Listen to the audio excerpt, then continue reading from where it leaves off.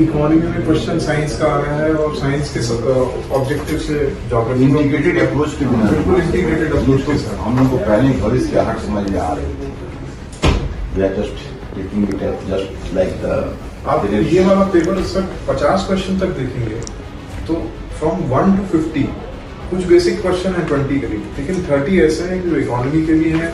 जैसे हम लोग डिस्कस कर रहे थे अभी लाइन से डिस्कस कर रहे थे, देख रहे थे अच्छा सर आप देंगे दोनों पे क्वेश्चन है, कहीं ना कहीं वो दोनों का मिक्स हो गया है, मिक्स हो गया है, ओवरलैपिंग है सर। तो वो एक इंटरलिंकिंग वाला अप्रोच तो आ रहा है।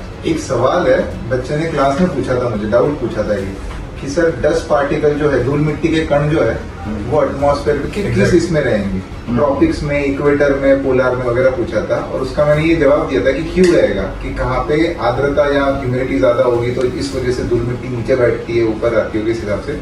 वैसा कि वैसा सवाल पूछा है सर, हमारे नोट्स में पूरा उसका एक्सप्लेनेशन दे रखा है, बिल्कुल वर्ड बाय वर्ड एक्सप्लेनेशन है उसका। Simple concept, single concept atmosphere जब पढ़ाते हैं क्लाइमेट चेंज से रिलेटेड तो बेसिक में पढ़ा है कि कैसे एटमॉस्फेरिक कॉम्पोजिशन यहाँ पे डिफरेंट है और कैसे पोल्स पे डिफरेंट है, क्यों इसका इफेक्ट यहाँ पे ज्यादा है वहाँ पे ज्यादा है, कैसे। तो ये दोनों चीजें इंटरलिंक होती हैं सर। सब्जेक्ट हम लोग जो अप्रोच है वो बहुत अच्छे से बिल्कुल, और वही आगे और भी करना है और भी इसको इंडिकेटेड हम लोग को लेकर चलना है। ये अंडरस्टैंडिंग जब तक नहीं डेवलप होगी तब तक क्वेश्चन सॉल्व नहीं होगा।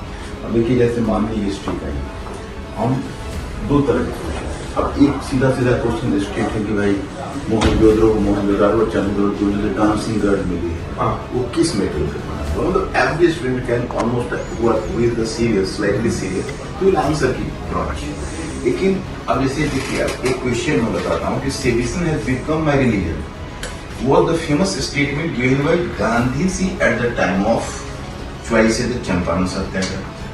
B. Publicly violating Salt Lord Gandhi. C. Attending the second round table conference in London and the launch of the quitting company. तो second attending the second round table conference of London तो वैसे ही निकल गया। अब यहाँ पर intellectual guess चाहिए।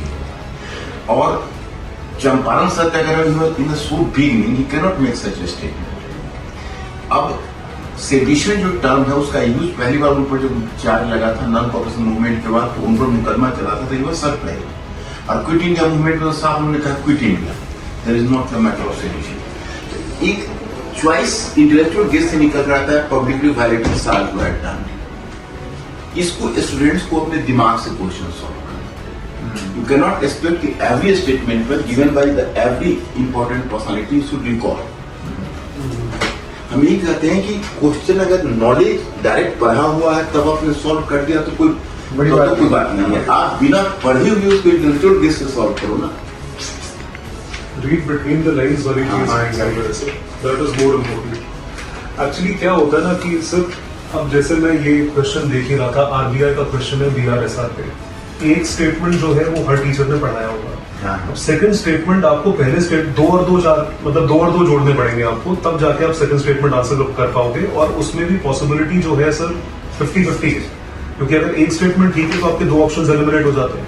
तो यहाँ पर तो मैं स्टूडेंट्स को ये बोलूंगा that if there is a probability of 50-50 then तो आपको मार के आना चाहिए, you should hit the target, शायद ठीक ही हो जाए। इंटेलेक्चुअल एक चीज अच्छी रही सर, जैसे हम लोगों ने पीटी 360 लेके आए थे, हमारा ऑब्जेक्टिव था कि हम करंट नहीं पढ़ाएंगे, हम करंट नहीं पढ़ाएंगे, करंट के बेसिक्स को पढ़ाएंगे। सर 5 क्वेश्चन 10 में से 5 क्वेश्चन उसी लाइन पे आ रहे हैं। अच्छा, जैसे अभी सीधा सवाल बता रहा हूँ सर, ये पढ़ाया हुआ हमारा COP 28 में इसने आर्टिकल 6 के बारे में। अब लोग बच्चा क्या करता है, COP 28 हुआ है तो क्या क्या हुआ होगा वो देखिए।